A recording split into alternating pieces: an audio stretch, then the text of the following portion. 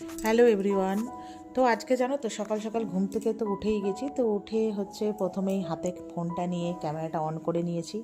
তো সবাইকে জানাই অনেক অনেক গুড মর্নিং। তোমরা সবাই কেমন আছো? তো যাই হোক বন্ধুরা, সকালটা সবার ভালো কাটুক এটাই কামনা। তো আজকে সকালবেলা তো দেখলে যে ঠাকুরের উপরে তাকটা কদিন আগে আমি মিস্ত্রি দিয়ে তৈরি করেছি। তো সেটার উপরে যেটা হচ্ছে একটা ফুলদানি আর একটা হচ্ছে তোমার প্যাঁচা রেখেছি, আর একটা হচ্ছে ওই দীঘার থেকে তোমার একটা ভগবত গীতা কিনে এনেছিলাম, তো সেটা রেখেছি। তারপরে একটু গাছগুলোকেও দেখালাম, গাছগুলো বেশ আগের দিন বৃষ্টি হয়েছে তো সেই কারণে গাছগুলো বেশ সতেজ। তো তারপরে চলে এসেছি আমার এখানে যে ম্যাজিক ড্রিঙ্কটা আমি খাই এখন আপাতত। তো সেটা অনেক দিন আগেই বানিয়ে রেখেছিলাম, মাঝখানে কদিন স্টার্ট করেছি, তারপরে আবার খাওয়া বন্ধ করে দিয়েছি। ভুলেই যাই, ভুলে যাই বলতে, যেহেতু থাইরয়েডের ওষুধটা সকালে আমার খেতে হয়, তারপরে কিছুক্ষণ পর আধ ঘন্টা পর চাটাও সবার জন্য করি, তখন খেয়ে নিই বলে আর খাওয়া হয় না। তো যাই হোক, ওটা বানিয়ে খেলাম, তারপরে আধ ঘন্টা পর আর কি চা হোক, চা বা অন্য কিছু খাবো। তো কেক দেখলে, পাশের বাড়ি বাচ্চাটার ছিল জন্মদিন, রাত্রেবেলা ওরা 12টার পর কেক কেটে তো ওর মা দিয়ে গেছে কেক, তো সেটা রেখে দিলাম। আর বরকে রান্না করে দিয়েছিলাম তোমার আজকে ডাল ভাজা আর হচ্ছে পার্শে মাছ। তো মেয়েকে বলেছিলাম, শোনো আজকে হচ্ছে আমরা না মাছ টাছ কিছু খাবো না, দুপুরবেলা স্নান করে খিচুড়ি বানাবো। তো মেয়ে রাজি হয়েছিল, যে বৃষ্টি বৃষ্টি ওয়েদার সবসময় না মাছ ভাত খেতে জানো তো একদম ভালো লাগে না, যেহেতু আমি তো মাছ খাই না, ইলিশ আর চিংড়ি ছাড়া, আর ডিমটাও অনেক দিন হয়ে যাচ্ছে। আর মেয়েও খুব না মাছ এখন কী যেন জানি না কেন ও খেতে চায় না। তো সেই জন্য মেয়েও বলেছিল ঠিক আছে মা।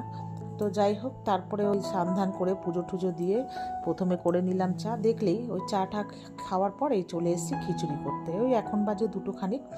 তো প্রথমে এসেই তো প্রেশার কুকারে করব, বেশিক্ষণ লাগবে না, চটপট। তো ডালটা ভেজে নিলাম, তারপর চাল আর ডাল ভালো করে ধুয়ে আদা আর হচ্ছে কাঁচা লঙ্কা আর 5 ফোড়ন, শুকনো লঙ্কা তেলের মধ্যে ফোড়ন দিয়ে, ঠিক আছে, তারপর চাল ডালটা একটু ভাজা ভাজা করেছি, করে হচ্ছে তোমার জল দিয়ে দিলাম, আর কেতিলে হচ্ছে গরম জল করেছিলাম। আর এইটা একটু হতে হতে এখানে হচ্ছে কড়াইয়ের মধ্যে আলু, বেগুন, তারপরে কুমড়ো, তারপরে একটুখানি সামান্য গাজর ছিল, এগুলোকে না একটু ভাজা ভাজা করছি। একদম কী বলতো, সবসময় তো কাঁচা দিই, সেদ্ধ হয়।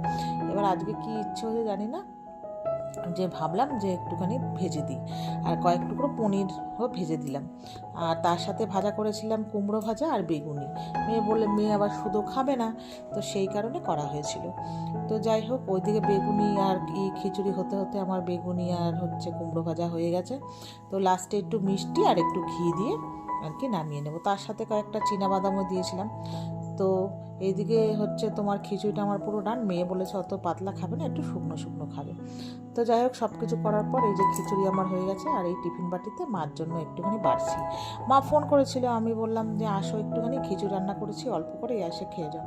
তা মা বললো বাইরে ভীষণ পরিমাণে বৃষ্টি হচ্ছে, কি করে যাব, আর গেলে আবার বাড়ি গিয়ে বসতে পারবো না, তোর বাড়ি গিয়ে আবার দৌড়ে চলে আসতে হবে, ভাইরা অফিস থেকে সব চলে আসবে, 5টা বেজে যাবে, ওই কারণে মা আর আসবে না। তবে মার জন্য একটুখানি অল্প করেই, সেরকম করিনি, তো অল্প করেই করেছি। ওই যে মার জন্য প্রথমে বাড়লাম, আর 2টো বেগুনি আর একটু কুমড়ো ভাজা মার টিফিন বক্সে দিয়ে দেবো, আর আমার আর মেয়ের জন্য প্লেটটা সাজাচ্ছি। তো আমরা এখন খাবো। তো চলো বন্ধুরা, টাটা।